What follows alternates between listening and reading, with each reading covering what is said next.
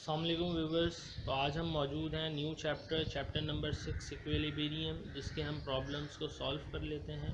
Problem number 1 है हमारे पास, a force of 120 newton acts on a body if the moment arm is 2 metre, find the value of torque. सबसे पहले इसका हम डाटा बनाते हैं। गिवन है आपको फोर्स ऑफ 120 न्यूटन, तो F इक्वल्स टू आपके पास 120 न्यूटन आ गया। Acts on a body if the moment arm जो है वो हम डिस्टेंस से लेते हैं, डिस्टेंस को बोलते हैं मोमेंट आर्म। आर से या डी से ले सकते हैं, तो आर से मैंने इसको ले लिया मोमेंट आर्म को, ये मेरे पास 2 मीटर है। Find the value of torque, torque की हमें जो है वो वैल्यू फाइंड आउट करनी है।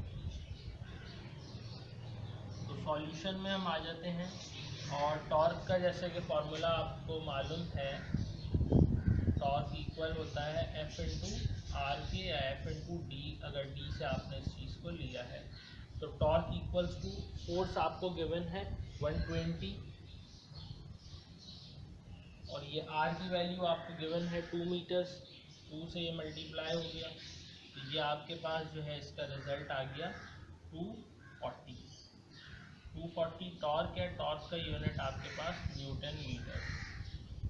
ये आपके पास 6.1 जो है वो कंप्लीट हो गया। अब 6.2 पर हम चलते हैं। A force applied perpendicularly on a door 4 metre. Data में आ जाते हैं, तो यहाँ भी ये डिस्टेंस की बात हो रही है, यानी डोर की जो विड्थ है, चौड़ाई है डोर की, वो आपके पास कितनी है, 4 मीटर है। तो आपने 4 मीटर दे दिया इसको आर से Y, which requires a torque of 120 newton metre. Torque आपको जो है वो गिवन है 120 न्यूटन मीटर, इसका यूनिट भी है, इससे भी ये चीज़ पता चल रही है, बता भी रहा है। To open it what will be minimum force required, तो कितनी जो है वो इस पर हमें फोर्स रिक्वायर्ड है कि वो डोर को हम ओपन कर सकें। तो सॉल्यूशन में हम आते हैं, तो आप फार्मूला इसका जो है वही सेम फार्मूला यूज़ हो रहा है। टॉर्क इक्वल है आपके पास एफ इंटू आर, लेकिन अब आपने मालूम फोर्स करना है, तो फार्मूला ड्राइव हो जाएगा, एफ इधर ही रहा, आर जाकर टॉर्क से डिवाइड हो गया।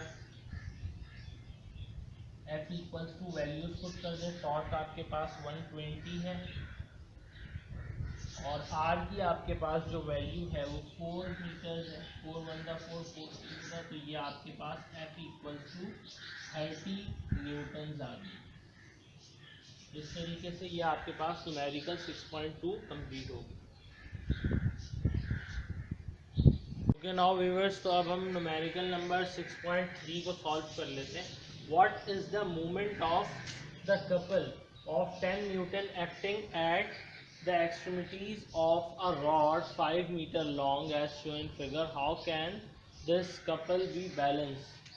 तो अब आपके पास ये फिगर मौजूद है, इसमें जो है वो इन पोजीशंस पर जो फोर्स है वो 10 न्यूटन की एक्ट कर रही है, और इस पूरी रॉड की जो लेंथ है आपके पास वो A to B 5 मीटर्स है। लेकिन आपने मोमेंट ऑफ कपल मालूम करना है, यानी ये जो पॉइंट है ये फिक्स पॉइंट है, यहाँ से ये जो आपके पास रॉड है मूव कर रही है बोथ साइड्स पर। तो अब इसमें जब आप मोमेंट ऑफ कपल मालूम करेंगे तो किस तरह सॉल्व होगा, सबसे पहले हम इसका डाटा बना लेते हैं। तो डाटा में आपको जो लेंथ दी गई है A to B वो गिवन है 5 मीटर्स, ठीक है। आप इसको ब्रेक करना चाहें तो O to A आपके पास आ जाएगी 2.5 metre, and O to B आपके पास आ जाएगी 2.5 मीटर्स।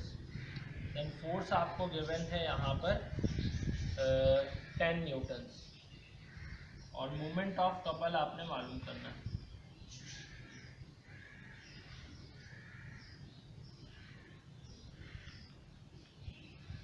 सॉल्यूशन में आते हैं हम, और मोमेंट ऑफ कपल का हम फार्मूला अप्लाई करते हैं।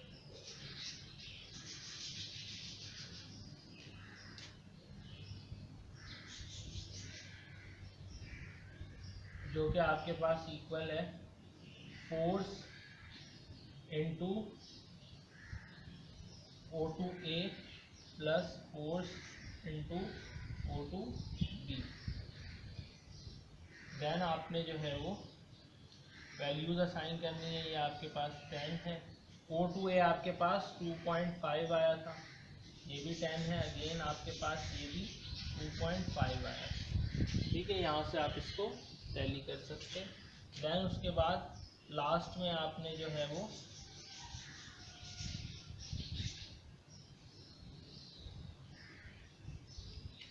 सॉल्व कर लिया इसको, तो ये आपके पास जो है वो 2.5 मल्टीप्लाई बाय 10 हो गया, तो ये 25 हो गया, प्लस अगेन 25 हो गया।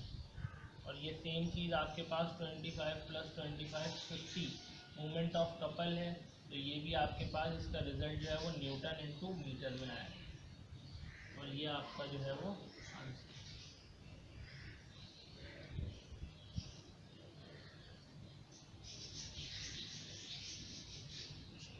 Now students, we are going to discuss the next question, question number 6.4.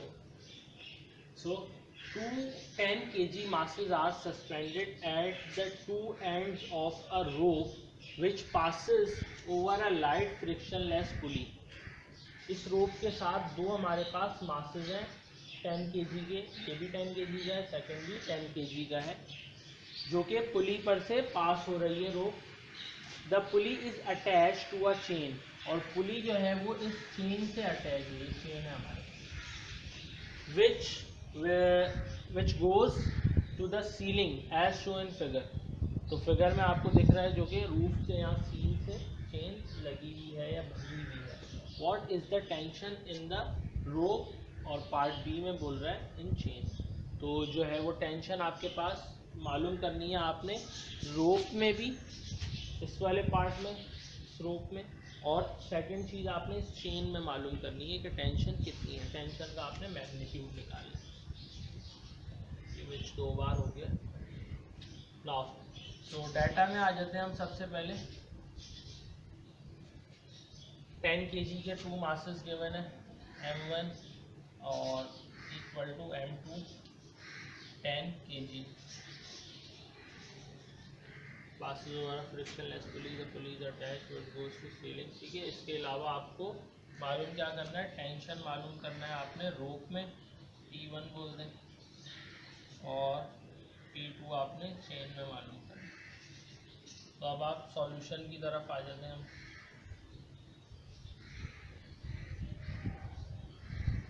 क्योंकि टेंशन स्प्रिंग वाला न्यूमेरिकल है, इसमें ग्रेविटी का यूज हो रहा होगा, जिसको हम यहाँ पर जो है वो 10 मीटर पर सेकेंड स्क्वायर यूज़ कर लेंगे,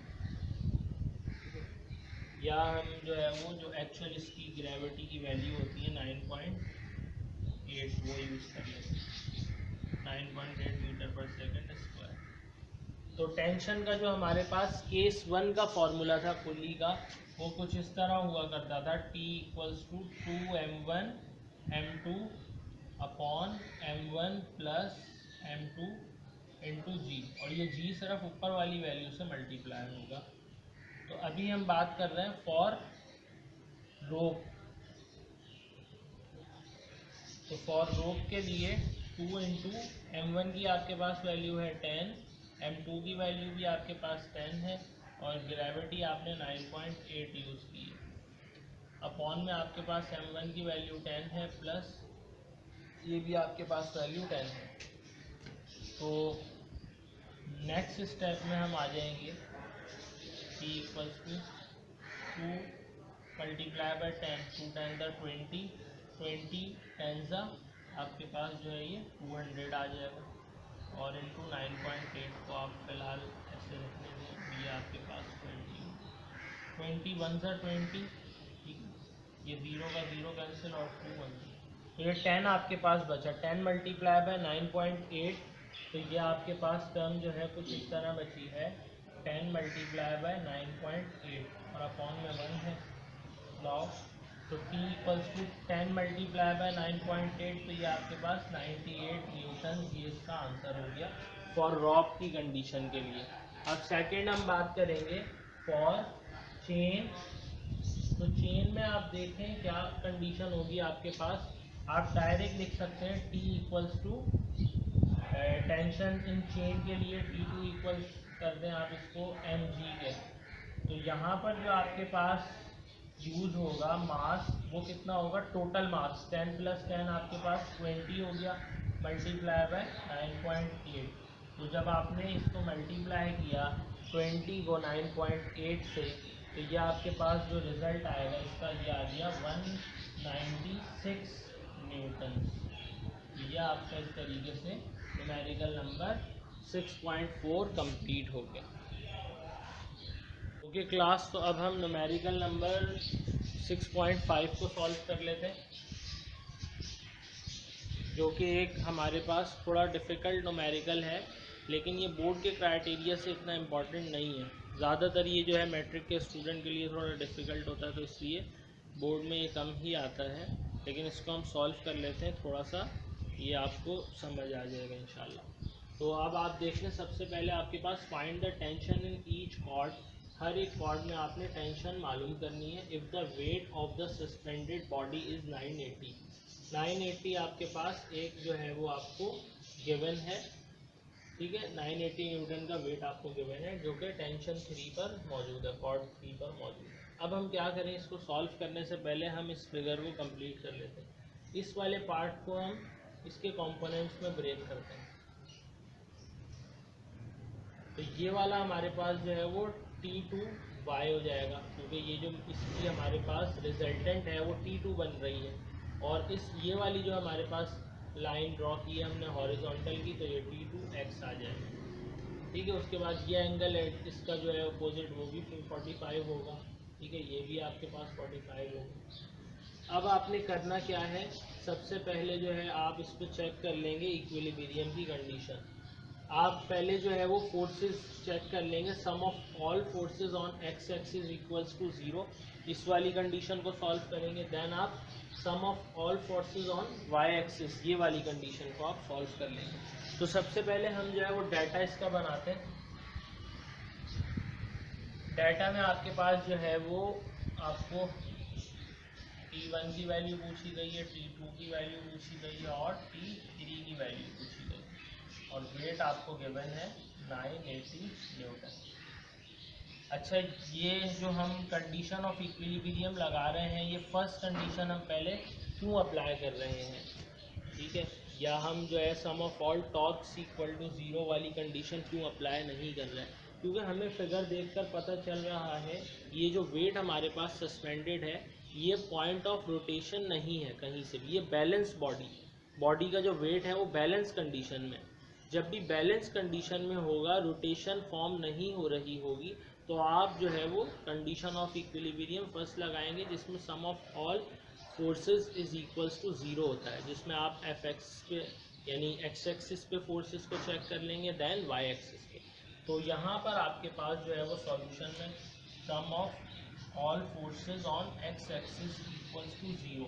अब आप एक्स एक्सिस पे फोर्सेस देख लें, तो आपके पास एक टेंशन फोर्स है, ठीक है, फोर्स की टाइप होती है T1 मौजूद है, और एक और आपके पास T2 मौजूद है।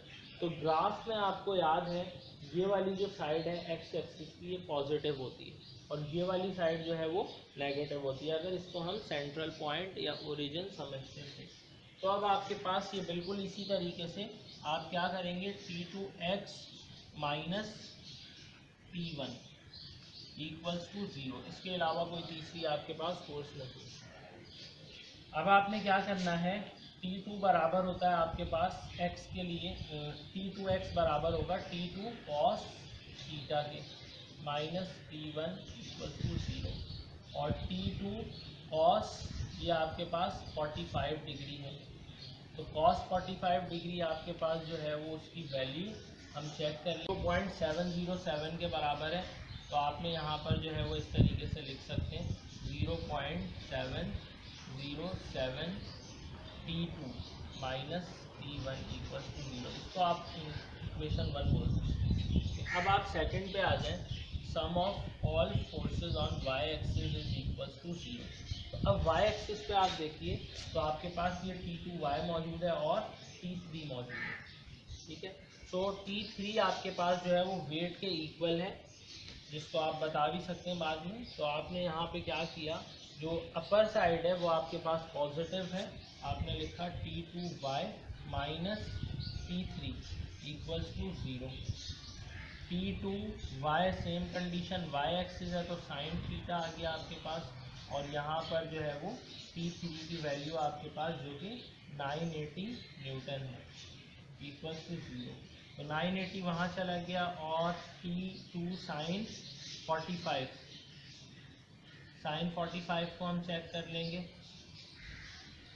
तो साइन 45 भी हमारे पास जो है वो कितना होता है 0.707, तो 0.707 T2 इक्वल टू 980। तो 0.707 जाकर जो है वो हमारे पास डिवाइड हो जाएगा, तो वो हमारे पास T2 इक्वल्स टू ये 980 डिवाइडेड बाय 0.707। तो इसको हम करके चेक कर लेते हैं। 980 को हमने डिवाइड कर दिया 0.707 से, तो ये हमारे पास रिजल्ट आया 1386.13। टेंशन है ये न्यूटन में आपके पास। अब इस T2 को अगर आप T1 इक्वेशन 1 में पुट कर दें तो आपके पास T1 की वैल्यू आ जाएगी। Put T2 in equation 1। तो इक्वेशन 1 में जब आपने इसको पुट किया तो इक्वेशन 1 में 0.707 है, और ये मल्टीप्लाई हो रहा है आपके पास T2 की जो वैल्यू है 1386.13 माइनस T1 इक्वल्स टू 0। तो ये आपके पास जब आपने इसको मल्टीप्लाई किया 0.707 से, तो ये आपके पास आ गया 980।